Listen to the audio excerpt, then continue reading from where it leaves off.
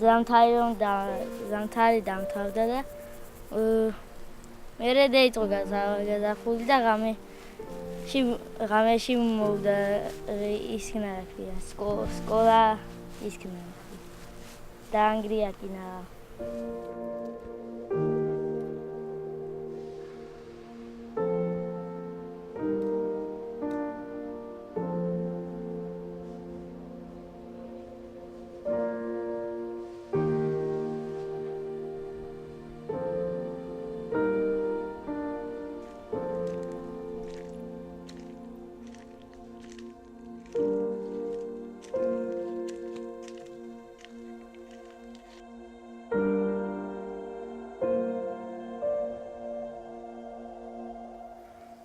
სამოცდაშვიდი წლის მაისის თვე იყო და მოხდა ჩვენ სოფელში შემზარავი ამბავი. აქ სოფლის ზემოთ სასოფლო არხი გადიოდა. ხო და დაუდევრობით მოხდა ეს ყველაფერი, ვინმე ვერ მიაქცია იმ მომენტში ყურადღება და გადმოვარდა არხის წყალი, რომელმაც გამოიწვია დიდი ტერიტორიის ამოხეთქვა. იქედან წამოვიდა წიფლის დიდრონი ხეები, რომელმაც ჩამოვიდა ამ სახლთან. ხო და დააზიანა ეს სახლი, შევარდა მთლიანად ხეების შიგნით. და მოხდა მსხვერპლი, დაიღუპა ორი პატარა მცირეწლოვანი ბავშვები.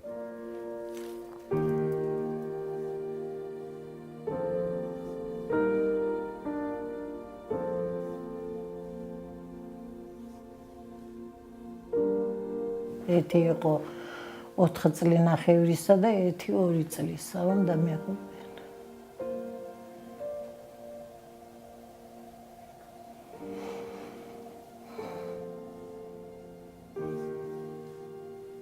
და მე ისეთი გათიშული ვიყავი, რომ იმ 2-3 დღეს არც ვიცოდი რა ხდებოდა.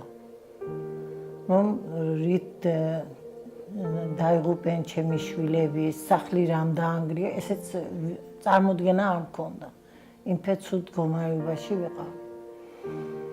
აბა ახლა კედლები დაინგრევა და იმის ქვეშ მოემწყრევი. როგორ იქნები?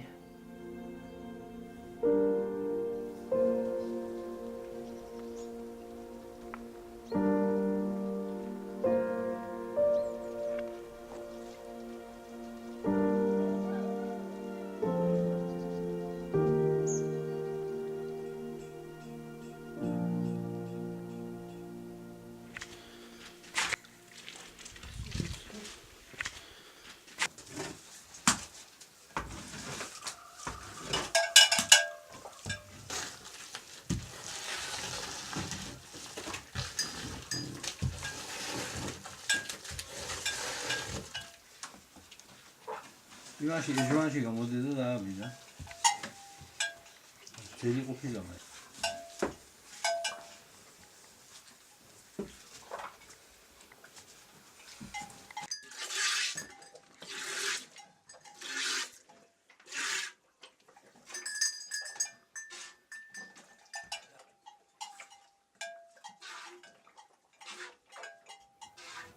თვითონ ჩვენი რაიონის სპეციფიკიდან გამომდინარე და თვითონ აჭარის ავტონომიური რესპუბლიკის მაღალმთიანი სამივე რაიონი ქედაშუახევი ხულო აქტიური ეროზიული პროცესების ზონად მოიაზრება. იმიტომ რომ უმეტესად 80-90% დიდი დახრილობის ფართობებზე ხდება საერთოდ ხნათესვის წარმოება. ამის შედეგად მე ოხვინალექების მოსვლის შემდეგ, როცა იჟონება ეს ნიადაგში, წარმოიქმნება ეროზიული პროცესები. უმეტესწილად უმეტესი დროს ხიფათისა და რისკის ქვეშ ცხოვრობს ეს ხალხი. ამ სოფელს ემუქრება ქვისცვენა, ამ სოფელს ემუქრება ღვარცოფი, ამ სოფელს ემუქრება ზვავი და პლუს ამას ემატება ეროზიული პროცესები.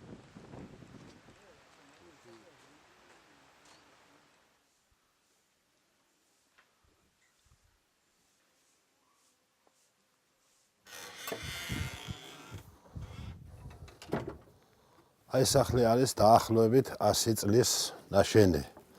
არის ავარიულ მდგომარეობაში. და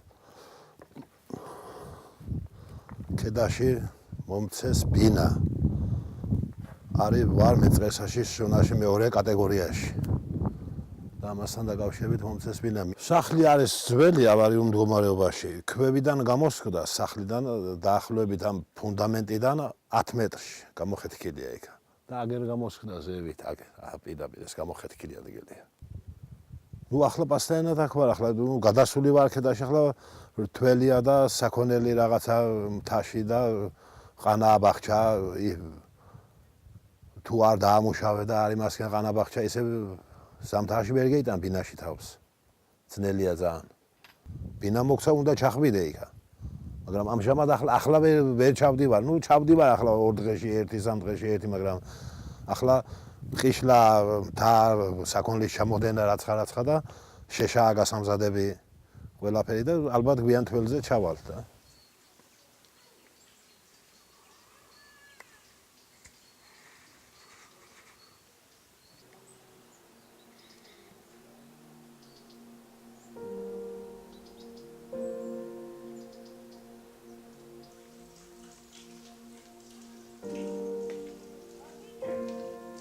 ბოლო 20 წლის განმავლობაში ჩვენ რეგიონში რომ ხეტყე გაიჩეხა, ალბათ 1 საუკუნის განმავლობაში არ გაჩეხა. ბევრი რამ თვითონ ადამიანის ხო, დამიგჭირ. ბევრი რამ თვითონ ადამიანის ბრალია. მაგრამ ცხოვრება ითხოვს და ადამიანი, რა ვიცი, სახელმწიფომ უნდა მიცეს მაგალითი. 21 საუკუნეში თუ ფულის განათლების და ფულის შოვნის საშუალება არ ექნება ადამიანს, ალბათ ვერანაირი კანონი და პატრიოტიზმი ვერ გააჩერებს. დრო ისეთია.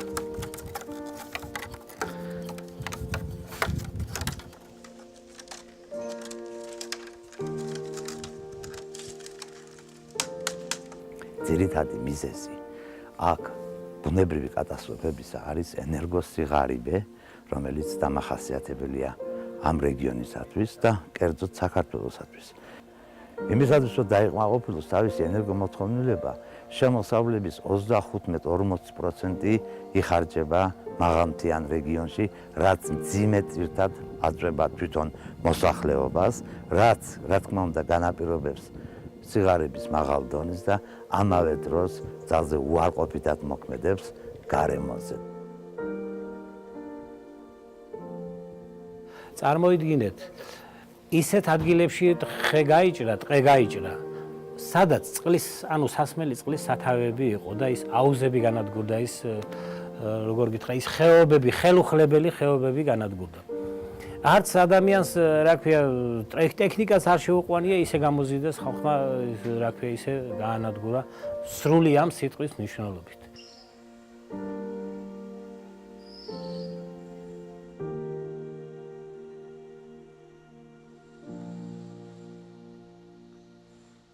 This disaster risk reduction program is funded by the European Commission, the Directorate General for Humanitarian Aid and Civil Protection. And so this is a project that covers the entire South Caucasus region. Oxfam in particular works in 49 communities in Georgia, Armenia and Azerbaijan.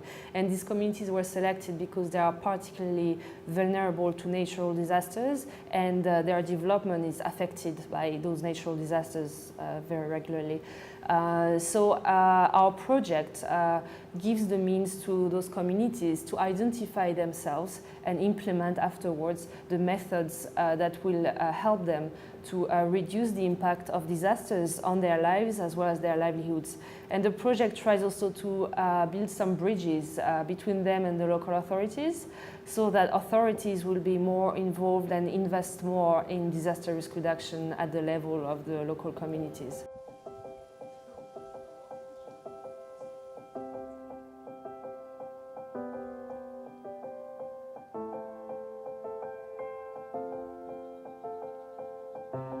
სამწლიანი მუშაობის შემდეგ შესაძლებელი გახდა თვითმმართველობასთან ჩვენი თემების აქტიურობის გამოვლინება, რაც გამოიხატა თვითმმართველობიდან თანადაფინანსების მხრივ იმ პროექტებში, რომელიც ხელს უწყობს ბუნებრივი კატასტროფის რისკის შემცირებას თემებში. თავიდანვე ამისთვის ჩატარდა ბევრი სწავლება თემის მონაწილეთათვის, რომლებიც გაიძარდნენ თავისით წერენ პროექტებს, წარადგენენ თვითმმართველობაში მათი წარმომადგენლის ლობისტის მეშვეობით და შესაძლებელი ხდება მთლიანი ან ნაწილობრივი თანადაფინანსების მოძიება თვითმმართველობებიდან. რაც შეეხება ოქსფამის და ამ არასამთავრობო ორგანიზაციასთან ურთიერთობას. ამ ორგანიზაციასთან ჩვენ დაახლოებით 4-5 წელია თანამშრომლობ, ძალიან კარგი საქმიანი ურთიერთობა გვაქვს ჩამოყალიბებული. უბრალოდ ერთ რამეს გეტყვით. შეიქმნა საგანგებო სიტუაციების მართვის რაიონული ჯგუფი. ამ ჯგუფმა გაიარა მედია მომზადება და სხვა სახის მომზადებები. როცა ოქსფამი სოფელში შემოვიდა, მაშინ შეიქმნა საინიციატივო ჯგუფი, რომლის ხელმძღვანელიც ახლა ვართ მე. ამ ოქსფამმა დაიწყო მუშაობა და სხვათა შორის სოფელს ძალიან კარგად მოერგო. შეიქმნა სამაშველო ჯგუფი 5 კაცის შემადგენლობით. მათ დაურიგდათ სათანადო ინვენტარ-მოწყობილობა, აღჭურვილობა და როცა მოხალისეთა ჯგუფი შეიქმნა, ორმაგი პასუხისმგებლობა აიღეს და ძალიან კარგად დაიწყეს მუშაობა. აგერ გასულ წელს ერთი წელი არ არის ჯერ მოხდა ასეთი ტრაგედია, სპეციალური სამაგრებით ჩავედით იქ კლდეზე, ამოიყვანეთ დაზარალებულები, ორი მათგანი სიგრძის გადავარჩინეთ.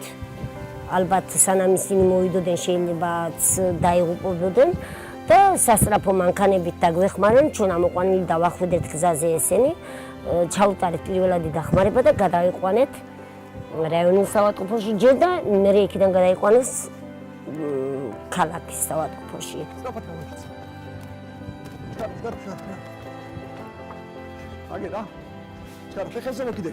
კლასიკური განმარტებით რისკის შემცირება და რისკის მართვა მოიცავს 4 ძირითად კომპონენტს. ეს არის მიტიგაცია, პრევენცია, რეაგირება და აღდგენითი ფაზა. იმ პერიოდამდე, ანუ 2010 წლამდე ძირითადი ყურადღება სახელმწიფოს მიერ იყო გადატანილი მხოლოდ და მხოლოდ რეაგირებასა და აღდგენაზე. ანუ ჩვენ შევეცადეთ, რომ ის დამატებითი ორი ფაზა, რომელიც პრევენციის კულტურის ჩამოყალიბებას გულისხმობდა ადგილობრივ მოსახლეობასა და ადგილობრივი სამთავრობო სტრუქტურების მჭიდრო თანამშრომლობით, ვფიქრობ, რომ შევძელეთ.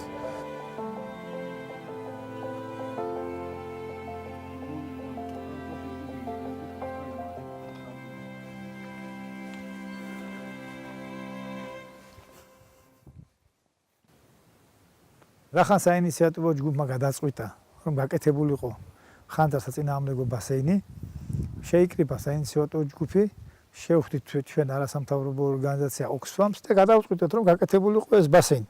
ბასეინის გაკეთებაში ფაქტურად მიიღო მთელმა სოფელმა მონაწილეობა. აქ როგორც ასეთი მშენებლობაში დაფინანსება არ ყოფილა, უბრალოდ ეს იყო შრომითი მონაწილეობით გაკეთდა რა. ხალხი თავისით მოდიოდა და შრომობდა, ხა თქვენ რასაც ხედავთ, ეს არის ზედაპირი. აქ ძალიან დიდი ტიტანური შრომაა ჩადებული. აქ დაახლოებით 6 სატვირთო მანქანით ქვა არის გატანილი და გადაყრილი. ეს ამოღებულია მიწა და თვითონ ეს სოფელი ქვიშნარი სოფელია და ყველა ფეხის ნაბიჯზე იგრძნობა. ქვებია ძალიან დიდი.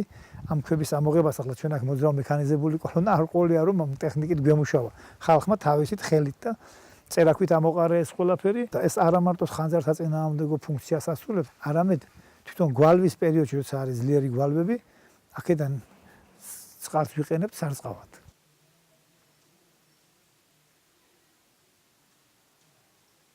არსებობს ის ტექნოლოგიები, ალტერნატიული ტექნოლოგიები, რომელიც დაფუძნებულია განახლებად ენერგიის გამოყენებაზე, იმისაც რომ ჩვენ შევამციროთ გაზის, ელექტროენერგიისა და საწვავის შეშის მოხმარება საერთოდ. სულ მარტივი კონსტრუქცია, უბრალოდ მზის ენერგიით თბება 130 ლიტრის, აი ეს ბაკში 130 ლიტრი წყალი არის და თბება 10 ლიტრი წყლის მეშვეობით, რომელიც მოძრაობს წრიულად. რაც თავარია, ეს ყველაფერი წაადგება ბუნებას, ჩვენს ბუნებას. თუ გამოვიყენებთ იმას, რაც ბუნებას არ ჭირდება და ჩვენ გამოგვადგება, ამით ბუნებას სიკეთის მეტას ვერაფერს ვერ გაუკეთებთ.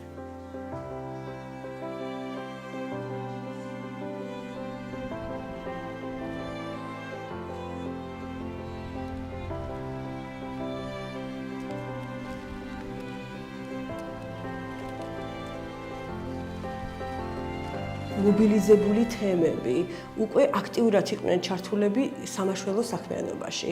ანუ როდესაც თავიანთ სოფელში ან რაიონში ხდებოდა რაღაცა კატასტროფა, ისინი არ ელოდებოდნენ რაღაც სამაშველო ჯგუფებს რეგიონიდან და უკვე თვითონ იწყებდნენ გაწმენდით სამუშაოებს და სხვადასხვა სამუშაოებს, რაც ადამიანების სიცოცხლის გადარჩენას უკავშირდებოდა. ეს არის ძალიან კარგი მაგალითი, ძალიან კარგი პრეცედენტი, ესეთი ადვოკატურის სამუშაოსი, რომ სხვა სოფლებმაც მოახდინონ იმ სამუშაოების რეპლიკაცია, რაც აი ამ ერთ სოფელშია თავმოყრილი. და ჩვენ კიდევ უფრო მეტიც მომავალში გვინდა, რომ არა მხოლოდ აჭარის რეგიონის წარმომადგენლები ჩამოვიყვანოთ ამ თემში და გავაცნოთ ეს სამუშაოები, არამედ სხვა რეგიონებიდანაც მოახდინოთ ესეთი ვიზიტები, რათა მოხდეს აი ამ მაგალითის ფართო და ამ პრეცედენტის ფართო გავრცელება.